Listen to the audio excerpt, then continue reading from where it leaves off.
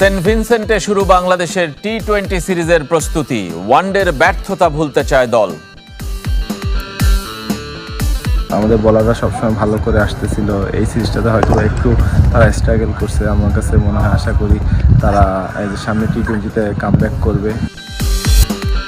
NCL টি-20তে সর্বনিম্ন রানের লজ্জা ঢাকার। টানা 3 জয় ঢাকা মেট্রো আর রংপুরের। ফিরেই ব্যাট হাতে ঝলক নাজমুল শান্তর। Now this time he latches onto it. Najmul Hossain Shanto, that's going to be... West Indies Bangladesh সিরিজের খবর। সেন্ট ভিনসেন্টে প্রথম অনুশীলন করেছে বাংলাদেশ। ওয়ানডের ব্যর্থতা ভুলে টি-20 সিরিজ জিততে চায় টাইগাররা। ব্যাটারদের রানে থাকা ইতিবাচক হলেও বোলারদের কামব্যাকের অপেক্ষায় টিম ম্যানেজমেন্ট। গ্লোবাল টি-20 খেলার এই অভিজ্ঞতা এই সিরিজে কাজে লাগাতে চান সৌম্য সরকার।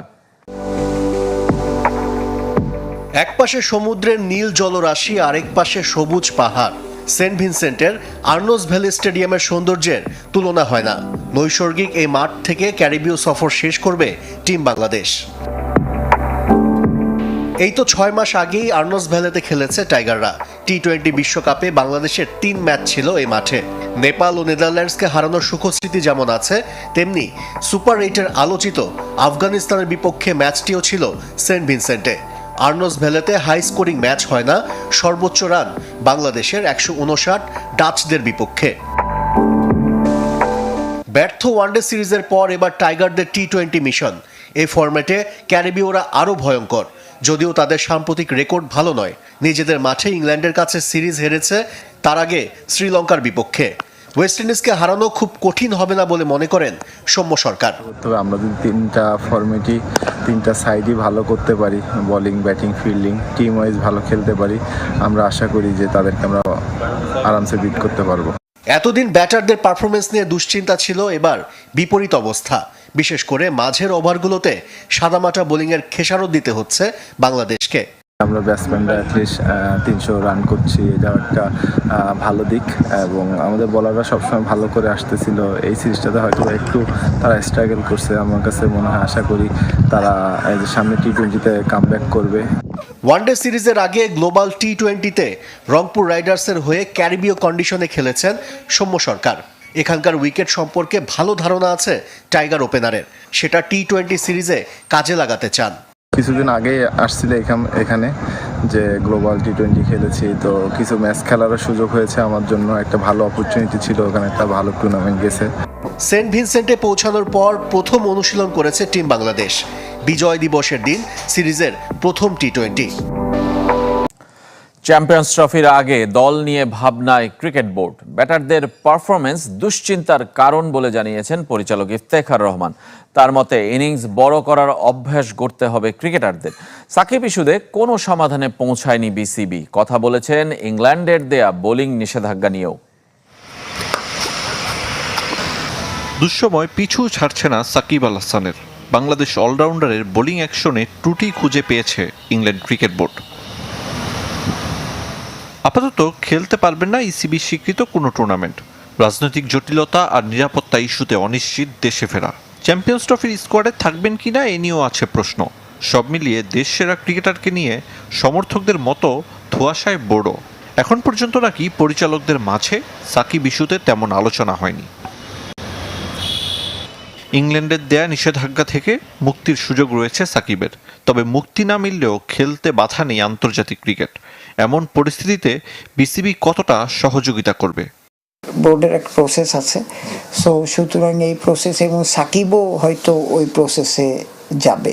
কতটুকু করার আছে এটা ক্রিকেট অপারেশনের সাথে কথা বলতে হবে। এখনো আলাপ হয়নি। এখন দেখেন, আগেরটা ছিল, লাস্টটা ছিল কি ঢাকায় খেলতে পারবে নাকি, এই পর্যন্ত ছিল। দল নিয়েও দুশ্চিন্তায় ক্রিকেট বোর্ড। চ্যাম্পিয়ন্স ট্রফির আগে শেষ ওয়ানডে সিরিজে হোয়াইট ওয়াশ বাংলাদেশ। ব্যাটারদের পারফরমেন্স ভাবাচ্ছে বোর্ডকে। আমাদের 4 প্লেয়ার ডিপেন্ডেন্টনেস ছিল অনেক। হ্যাঁ, সেখান থেকে আপনি সরে গেছেন। ইয়াঙ্গার জেনারেশনকে আপনি টাইম দিতে হবে। তো সমস্যা হচ্ছে কি, আমাদের বড় রান করার হ্যাবিটটা নেই। আপনি যদি অন্যান্য দেশে যান, লোকাল ক্রিকেটে কিন্তু 300 মারে, 400 মারে, আমাদের বড় রান করার হ্যাবিটটা নেই। ওয়ানডে ফরম্যাটে ব্যাট পেয়েছে লিটন দাস। 5 ইনিংসে 6 রান করা লিটন ভুলে যেতে চাইবেন 2024 সাল। বিসিবিও বোধহয় তাই। এসবের পরও লিটনের উপর ভরসা রাখছে বোর্ড। কারণটা wicket keeping. Versatile player, he is a wicket keeper batsman, কথাটা বুঝছেন? সো এই হিসাবে যেমন Shakibul Hasan is a bowler and a batsman, এদের হিয়েটা কিন্তু বেটার। ভালো না খেলায় তরুণ ক্রিকেটারদেরও তাই দিয়েছেন এই বোর্ড পরিচালক। ব্যাট হাতে এনসিএল টি-20 দিয়ে 1 মাস পর মাঠে ফিরলেন নাজমুল হোসেন শান্ত। নিজের ব্যাট হাসলেও অধিনায়ক হিসেবে জেতাতে পারেননি রাজশাহীকে। এদিকে 3 রাউন্ডেই শতভাগ জয় ঢাকা মেট্রো আর রংপুরের। টুর্নামেন্টের সর্বনিম্ন 64 রানে অল আউট হয়েছে এদিনই ঢাকা বিভাগ। 10 উইকেটে ম্যাচ জিতে নিয়েছে তামিম ইকবালের Chittagong. Comes down the track, Nazmul Hossain Shanto.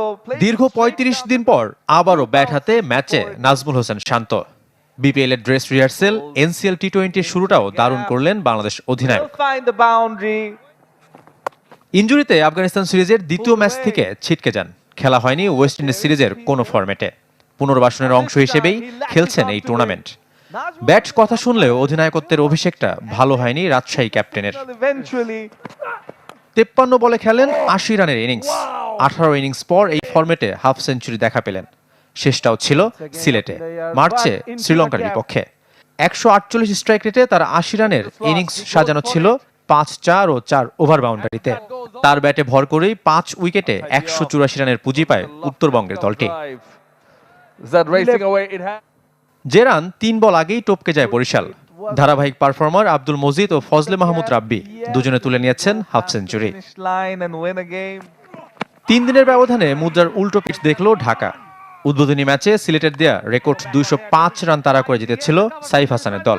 তারাই কিনা এবার অল আউট মাত্র 64 রানে, যা টুর্নামেন্টে সর্বনিম্ন রানের লজ্জা। That's it. সিলেট আন্তর্জাতিক স্টেডিয়ামে টস হেরে ব্যাট করতে নামা ঢাকা ফাহাদ হোসেনের পেস আর সুইংয়ে বিপর্যস্ত।